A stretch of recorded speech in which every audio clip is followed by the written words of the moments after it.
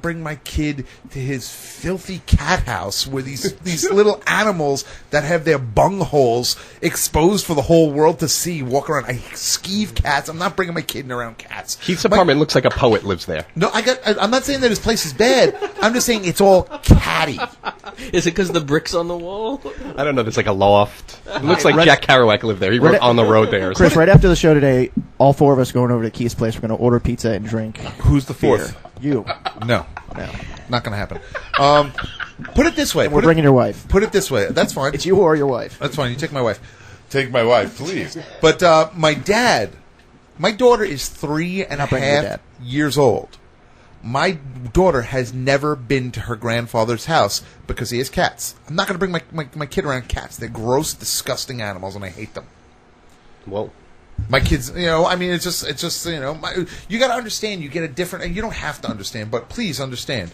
It's a different mindset you have once there's a kid involved in your life. Wow, that was creepy. Yeah. So you don't like Keith because you have a kid in your life. It's okay. No, I love Keith. I'm just not going to bring my cat. When his daughter was born, she said, please don't go to bars with Keith and his wife. Dude, what day do you want to go to a bar? Let's go. I'm ready to go right now. You want to go now? You know what? I'm going with Fred and Nikki. It's fine. No, they're going out to a dinner date with me that night. Oh, by the way, after the conversation we had last week... Nikki never wants you to talk to me again. No. I was like, because I tried to call her on the air, she didn't pick up because we were asking if our girls, if they've ever done it to, the guys. And she said, I never done it to the guys, but if I had to pick one, it would be Keith. And I say, well, why Keith? Why would you pick Keith? And she said, he seems easy to live with. That's her excuse. That's her category for lust right there. Exactly. Easy to live with. Oh my God, he's so hot. I bet he folds his pants before putting them in a drawer. Oh. I bet you his laundry is separated into colors and whites. Oh my God, make that coffee. Make that coffee. Those pleats are hot. I'd imagine he has a lot of paper clips and he uses them. Totally. Oh, well, Keith, you won. Wow, I'm really surprised that it wasn't Brian. That was until I woke her up at 8 in the morning with a text message to you today. Because I just assumed everybody gets up at 7 on Sundays. Yeah. I wish you would have signed on to instant messenger. I wanted you since 8 o'clock this morning. You never signed on, and you weren't on Skype either. I guess you know how it feels now, don't you?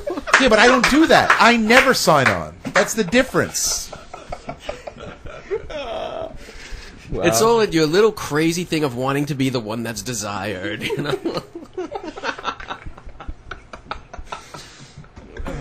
Well, but Chris is bummed.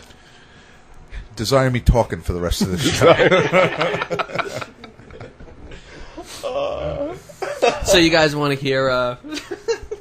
I wanted to hear the song that the Church of Man Love was covering more than 40 minutes before the show started. That's what I wanted. When are we going to get those guys in here? They have them waiting? I think we go closer to the end of the show, because then who knows what happens after that. Maybe it goes into a free-form jazz band workout for like 2.5 hours while we watch the Miami Dolphins destroy the Cincinnati Bengals. Let me ask you a question. Is there any way that a Red Bull could walk from the refrigerator to this room? I am leaving the room. I wish. I am leaving the room temporarily. Is there any way you could possibly play... I heard a song before. I didn't know if you were going to play that in the middle of the show. What you were playing before? Who, Chris? What? The song you were playing on your thing before. I didn't know if you wanted to play that in the middle of the show. Or maybe you want to talk about UFC or something, because I need to leave the room. Okay, but I don't know what song it was that you were talking about. Yeah? I thought that's why you were doing it. I thought you were going to play it on the show today. I didn't know if you were just... Oh, okay. All right. My apologies. Yeah, no. Honestly, the reason why is because the song that the Church of Man Love is going to cover later begins with a W. The song after it is the next song with a W. Okay. It just went in I thought order. it was like a No. 2007 ending thing. That's why. Keith, is there something I can do for you outside of this room? Call my wife. If you could pee for him and call his wife. Yes. I could do that. I don't think you want me to. Well, actually, did you watch the UFC last night? I didn't. I got no problems going UFC alone. You know what? You could all walk out because I know none of you guys watch this. I knew who played, though. Last night. Was it Hughes and St. Pierre?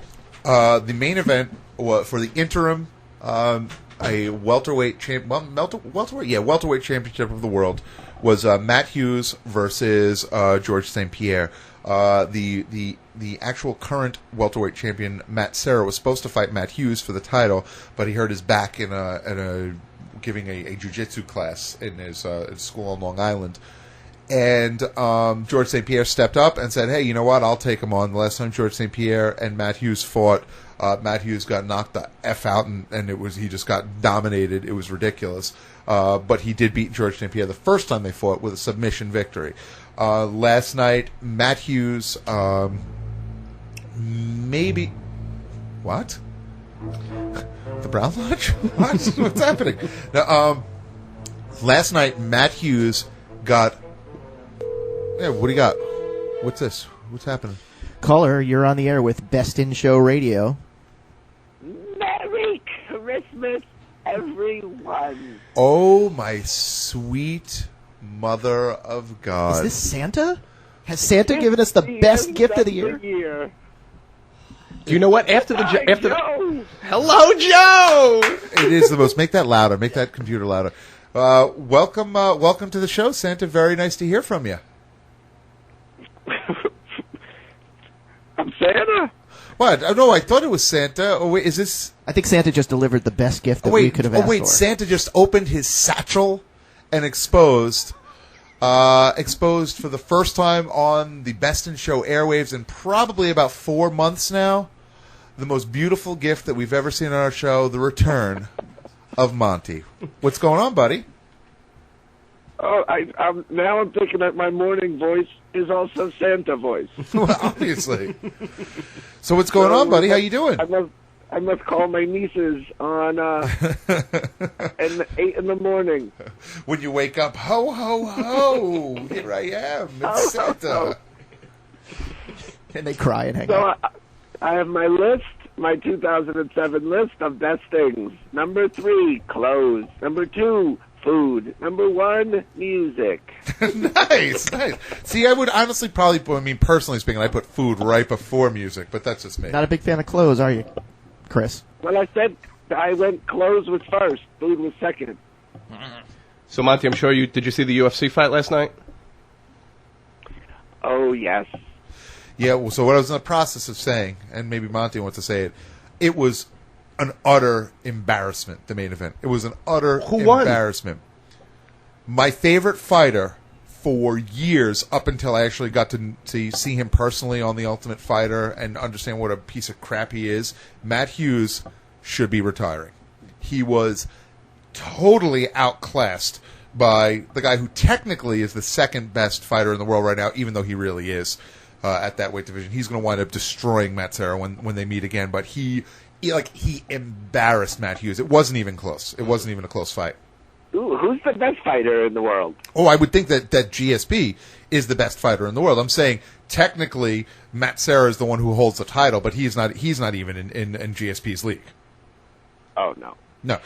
But GSP, listen, for those guys who don't watch fighting, if you ever see George St. Pierre, and I know this is weird, but his body, like just looking at his body, it's just the strangest thing. Like his legs. Do your pants get tighter? Oh, no, they get bigger. Wait. My pants get looser. His pants get bigger looser. Cuffs. Yeah. They get bigger cuffs at the bottom. They bell out more. Because my butt clenches. So everything is loose. No, he just has like that body that you kind of look at and you're like, wow, he has like the athlete's body. I don't know, right? He's just like the perfect athlete. Oh my God, what's happening? I can't believe him. I can't believe I'm on the air for like a minute and I turned so gay already. Probably not the first way that I would look to describe him, but I do understand what you're saying. He wears a nice gi to the ring. He's a fine young gentleman. Yeah, he looks great. But I do want to talk about girls and boobs. Love those. Okay. So, about GSP's abs. Sick, right? He's a tall drink of water, that guy is. I will say that when I do see a fighter, I don't disagree entirely that whenever, like certain fighters, when they come into the ring, you think, God, that guy's got a sick body. He's got to be a great fighter. The African fighter at the beginning, you didn't remember the Red Bulls. Keith, Red Bull? I thought you loved me. Keith, get out!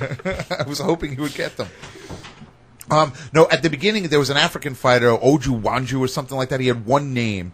Oku. So Share. Doju.